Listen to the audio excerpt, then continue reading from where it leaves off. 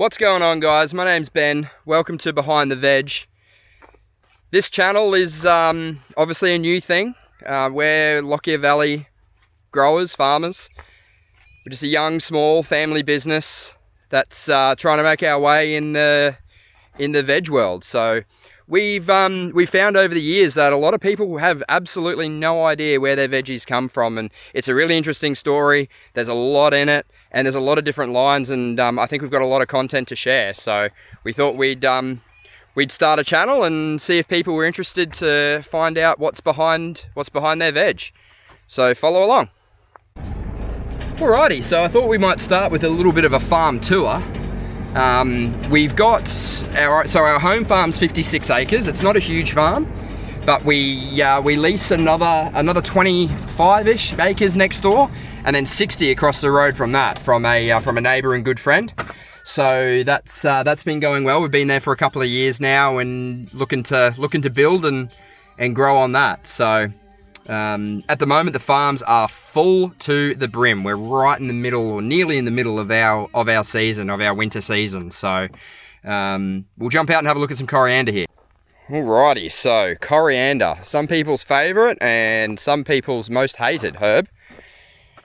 We grow quite a bit of this stuff. For bunches, we produce about 25,000 a week. Numbers are down a little bit this year. We've just the market's become reasonably competitive. Oh, that's my bloody phone, which never wants to stop ringing.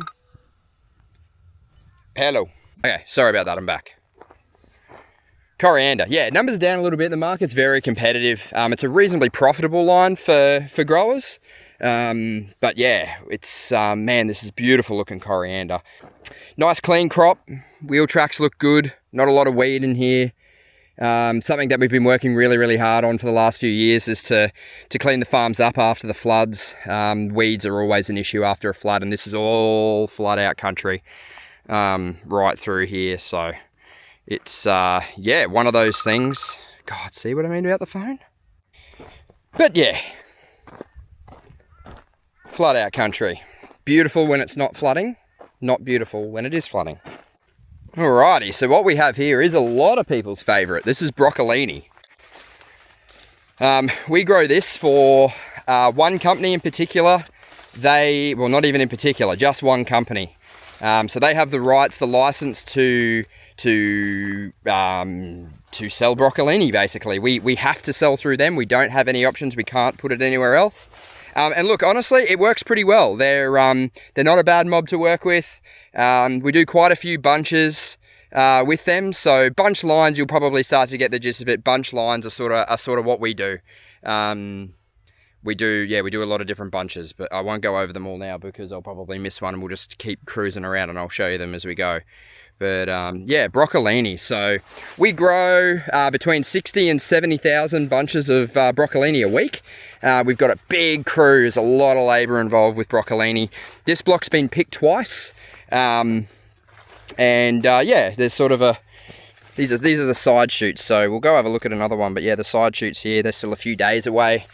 Very, very labour intensive, very, very fertiliser intensive. It takes a lot of juice to grow these.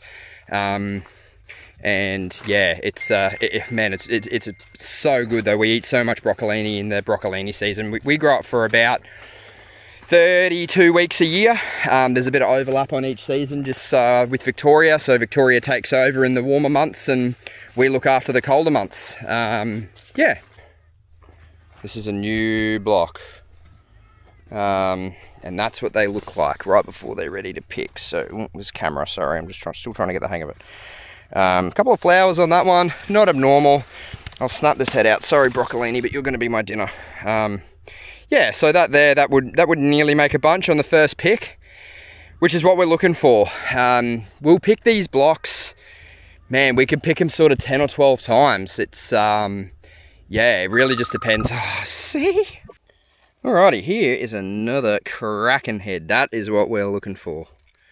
That is a beautiful head of broccolini. That will definitely give us one bunch on our first pick. So what we look for in yield-wise for the farm is we want 1.2 to 1.4 bunches per plant.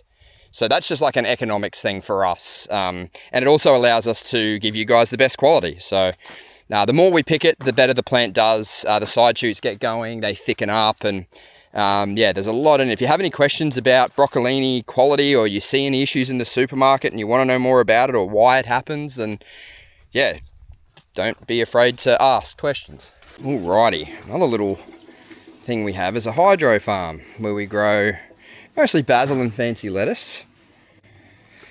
This is sort of where we cut our teeth. This is where we learn how to farm. Was growing a hydro farm. That's why the company name is H2 Grow, using water to grow.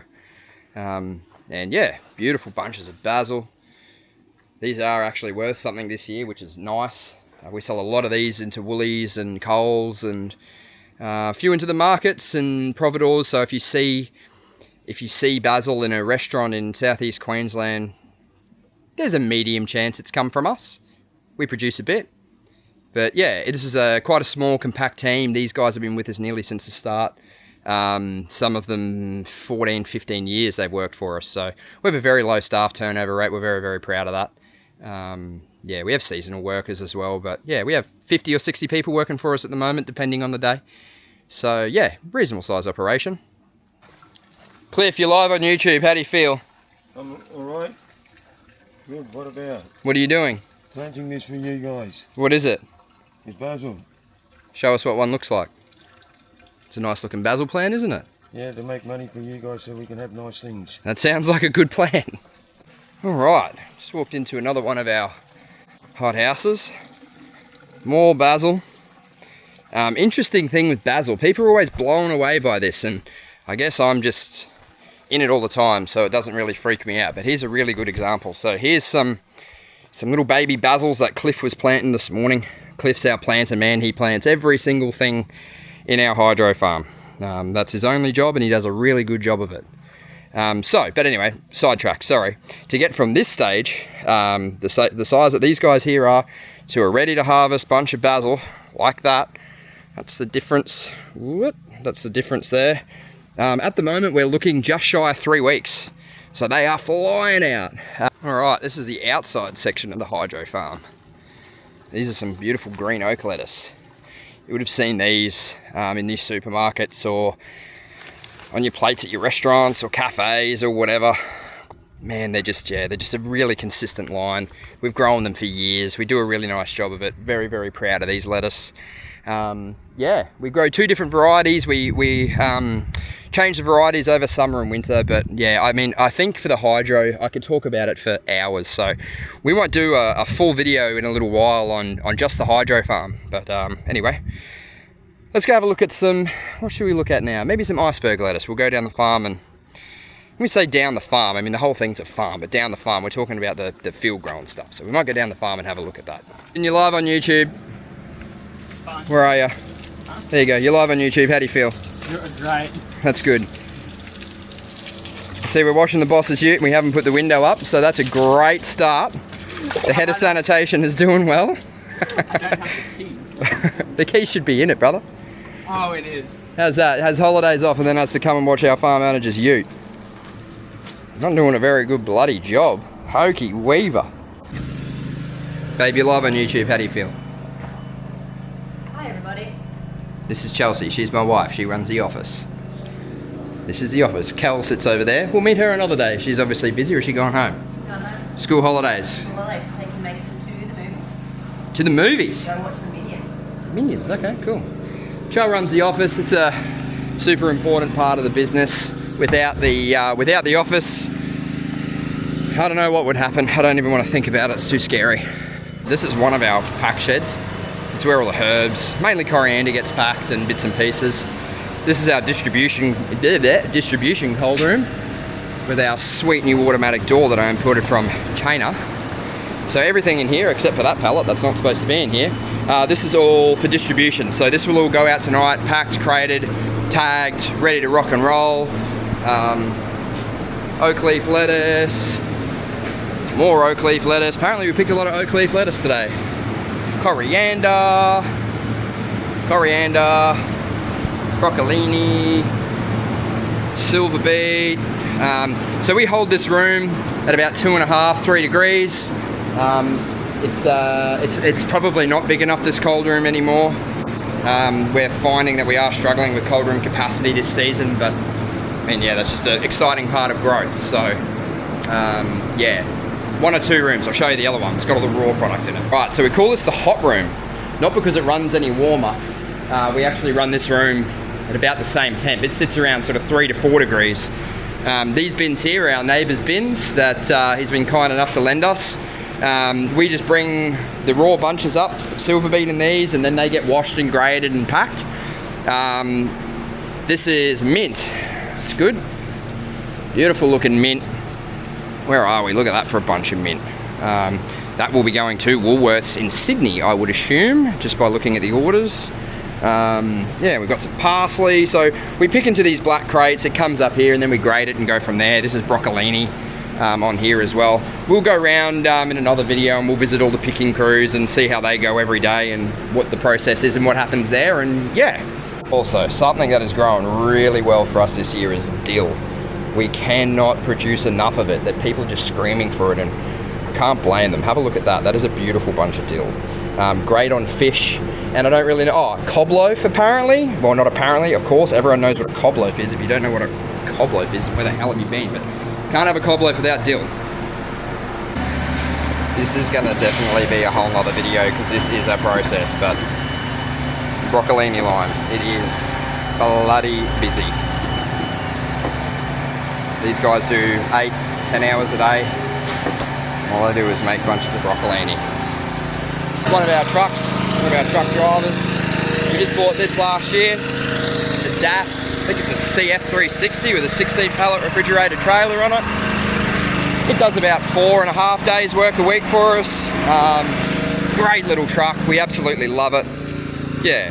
Right, I've been running around like a headless chook. Got what I was doing, driven down the wrong road. Thinking about something else, but we're gonna go see Carl, our farm manager. Speak of the devil, and he shall appear. Carl, you're live on YouTube, how do you feel? Carl's setting up our inter-row sprayer, which we have sort of used before. We have a bit of a weed problem in this block of broccolini, so we're going to see if we can solve that problem.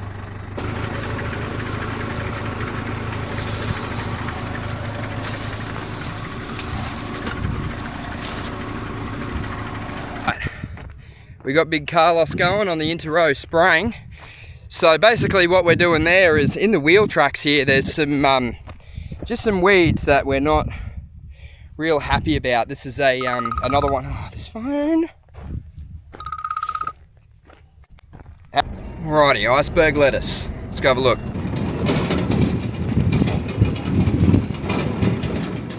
So something else you'll hear me talk a bit about is our use of chemicals. So in these icebergs here, you know, we have the odd weed here and there, but honestly, we'd rather see the odd weed here or there than go and drown our product in more chemical.